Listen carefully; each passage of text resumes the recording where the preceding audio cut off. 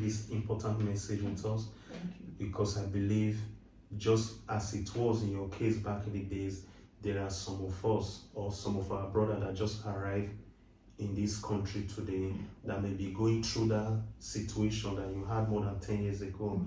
And I hope that this message gets to them and they find some motivation and inspiration to go on with their life about it.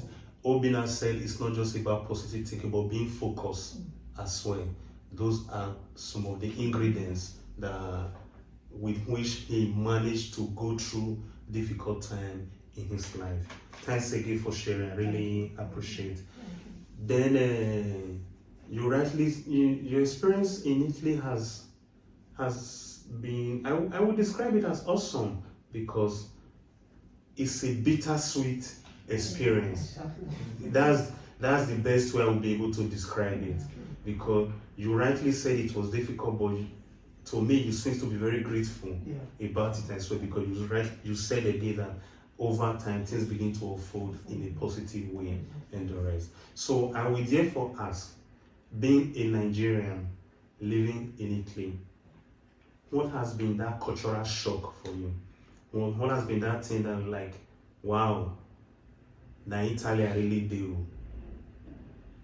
In my country, this is not what it is at all. Like, have you ever had an experience like that?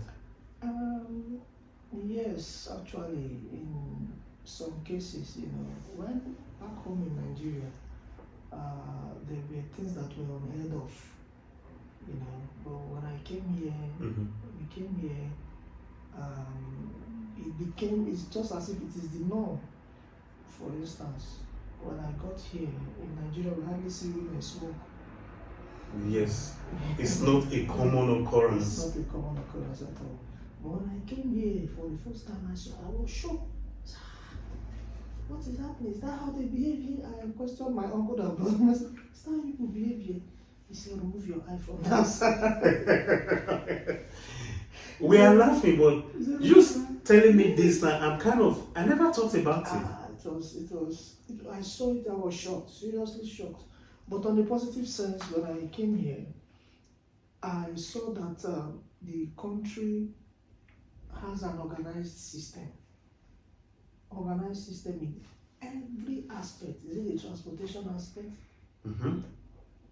Organized system. I remember what we have back home, the transport sector. Yes. It's not as it's not palatable compared to what we have here. So the cultural shock is there. Okay, look at the health sector. Okay. Back home they are trying, but you cannot compare it to here, because back home you pay for your health, but here in Italy, even when you are not working, you are accessible to health services, even when you don't have a job, which does not really necessarily happen in that way back home. Absolutely. It does not happen like that. When you go to the hospital, most times you have not to even pay. The emergency department. You must pay. Most times I hear if you don't pay, I haven't heard if you don't pay, how do they put it? Consultation fee, doctor no go call you, or doctor no go see you, nothing like that here. Okay, we are not even talking of treatment, payment for treatment, right? We're talking of consultation fee before the main payment for the treatment we have to be negotiated. Back home in Nigeria, there was a time when I was staying with my boss, I underwent a surgery, so my happiness was that it was a Catholic hospital. And the reason why I was treated fairly, because I told you from a Catholic background, my boss was a Catholic himself. He was a well-known person in that area. So, as a result of his influence, they were able to treat my case even without him paying yet. That does not mean I didn't pay later. Yes. You understand? At least they recognize that you are coming from inside. You understand? But apart from that scenario, and I find myself in such a condition, payment must be made first before the actual treatment. And if it is an emergency, what would have happened? But here in Italy, it has never been like that since day one. I remember there was a time it wasn't my last year. I was down. I had this chest pain, and I called my wife. I said, please call the ambulance. I need them to come. In 15 minutes, they were here. As they were taking me to the hospital, they were administering treatment right from the ambulance. I was just happy. You know, I in the ambulance, I got myself. The pain stopped right in the. They've not gotten to the hospital yet. I was in the ambulance and I was fine. This was something I was I was uncomfortable before they came. Yes. But as they were driving me in the ambulance to the hospital, they were administering treatment, and before we got to the hospital, I was fine. In fact, there was no need, if not for, they needed to do some checks, they would have just, okay, go home. Go back home.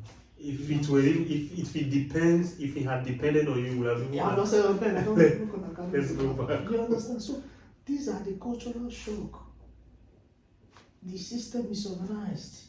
Even though they are not perfect, I believe that there are some areas that need fine-tuning, but then it is nothing compared to what we have back home. And that is why I would like to use this opportunity to call on stakeholders back home, those people that are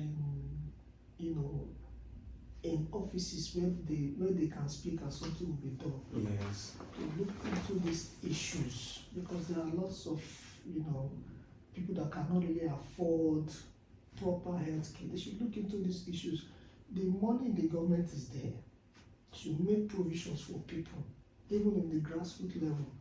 Make provision for people's health, because health is wealth. Absolutely. And that is why in this country you hardly find somebody said except the issue is very, very critical. It's difficult to see that somebody just died. My uncle told me, he said they don't die in Germany. In fact, that was one of the reasons why my taste for that country then was on the high side. He said, don't die in Germany. He said, if somebody should die, it's God that wanted the person to come.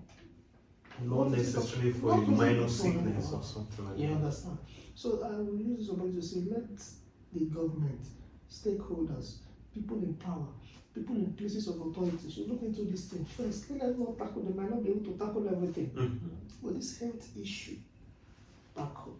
Primary health care for the common man. Should look into it. It's very, very important. I don't think it's a task too much to ask from our fellow citizens I wouldn't even say that it's a demand. It should be a right. And I hope, just like you rightly said, our leaders back home see reasons with all of us, or at least make provision for health facilities for our fellow citizens, because this is very important. And we may be very far away from that society at the moment because we have chosen to live here. Circumstances in life has brought us here. We are here, either by choice or not. But at the same time, our relatives are still here. Yes. Even if they are not our blood relative, they are human beings like us. So I think it will be very, very important that our leaders back home in Nigeria, they really see reasons with us, their citizens, and at least provide health infrastructure and access to health infrastructure for our fellow citizens. I don't think it is too much to ask. It's not at all. I don't think it's too much to ask at all. Thank you so very much, Mr. Obinna. My next question is this, because you ready then? I prepared a lot of questions for you today. So my next question is this. I can see, not that I can see, I do know for a fact that you are married. Yes, I am. Good. How has it been like? What has married life been like to you? You see, married life has been very exciting. Very exciting because... Do you mean it? Yes, it has been. You see, the thing is this. A lot of people face issues because there is a principle. And that is why usually refer to the Bible. Do you know why I refer to the Bible most times? It is the oldest book that has not been updated yet, but the contents are still relevant till today. Yes. The Bible says that a husband love your wife, the wife submit to your husband. If these two are in place in any family, in any marriage, marriage will be exciting. So for me, marriage has been exciting. In fact, one of the things I found easy to understand was that I'm no longer alone. When I was, single, I could go out and I'd come back anytime I like, because I was not accountable to anybody. Absolutely. Yeah, but marriage is not like that. Marriage, you have somebody at home. If you are overstaying your welcome outside, somebody will place a call, your wife will place a call to you and say, look, what's happening? You are not back yet. So these are the adjustments that I needed to make. Things like, trying to be responsible. You understand? Trying to know that you are no longer alone in this journey.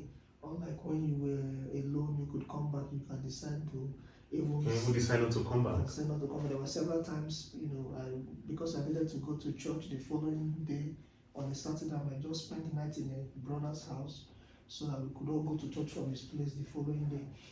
But since I got married, I've not done that anymore. So these are the things that are there. But the journey has been exciting to the glory of God. The journey has been very exciting. In fact, it is something I will advise whoever intends, because there are people that don't intend to, but whoever intends to be married, whoever intends to go into marriage should do it with the positive mindset, because the problem that exists in marriage when the mindset is not positive. When the mindset is not positive, there is bound to be issues along the line. Go into a positive mindset, believing God that it is going to be exciting, and honestly, it will be exciting. It's an exciting journey. In fact, unknowingly from your part, you had answered the next question that I had actually, because listening to you, I was curious to know what would be your advice to would-be married couple in the future and the rest. That's very interesting. And from your answer, I appreciate the fact that you use the Christian example, you cited the Bible and the rest. My question therefore, does it take being a Christian to make a marriage work? Or is there a principle that needs to be observed for a marriage to work? Because I want to believe too that not necessarily all of us in this society are Christians. But is there a formula that some of us can apply as well for it to work? Yeah, like I said, I told you that life is all about principles. And one of the principles was the one I just quoted from the Bible. Yes. One thing about the Bible is that it does not matter your religion. Okay. If you follow the laid down principles, you will achieve success in any endeavor. So in life, there are laid down principles. For instance, sowing and reaping. It does not matter who you are. If you plant cassava, you will harvest cassava. It does not matter if you're a Christian, a Muslim, pagan, a Buddhist, whatever religion you find yourself. If you plant cassava, you will reap cassava. If you plant corn, you will reap corn. So that is the principle. So when principles are followed, success is achieved.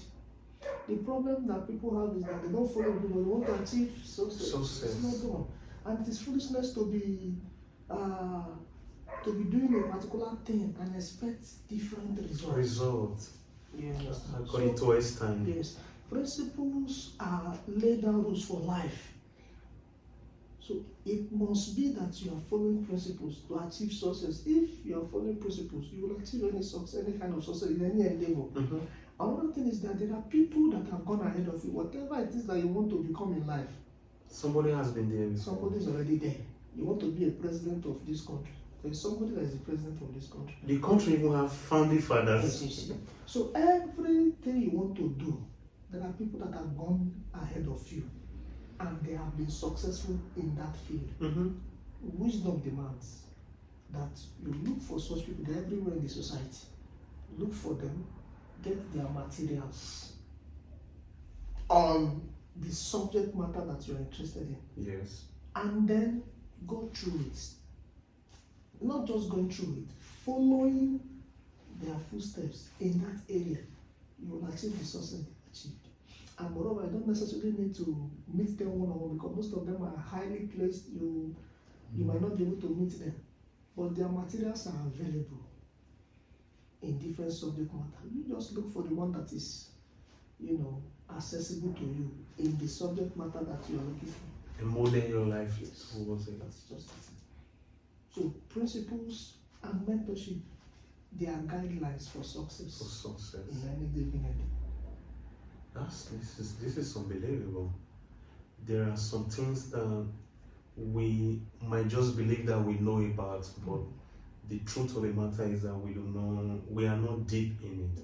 We are just at the surface level. Exactly. Because I'm surprised that in analyzing what makes marriage work, you didn't spend your energy trying to explain to me what love is. Yeah.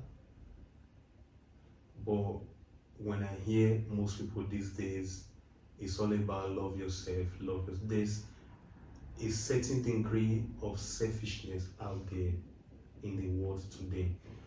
We are not here to criticize anybody. There is definitely a reason why things are the way they are in the society. But unfortunately, these days, maybe due to our past experience, majority of us are focused more on self-love. Whatever that may mean, than actually doing the best that we can to work together with our partners. I am not saying that I'm perfect, neither you, but from your message, it's clear that if really we could apply some certain principles and learn from the best in our society, this thing is achievable. Of course. Because I can tell you, from what I know, a lot of people are terrorized about going into marriage. They are honestly afraid. They don't want to lose their liberty. But in your explanation, you talked about sharing responsibility, recognizing that, look, it is not because I'm a man or a woman I have the responsibility to share to share life or things that are necessary with the person that you are sharing your life with. I think this is very important and it should be taken into cognizance by each and every one of us. I'm really grateful for this point that you actually raised. I'm really, really grateful. And thanks for sharing your deep knowledge with us today. And I hope it becomes very useful to our listeners around the world. And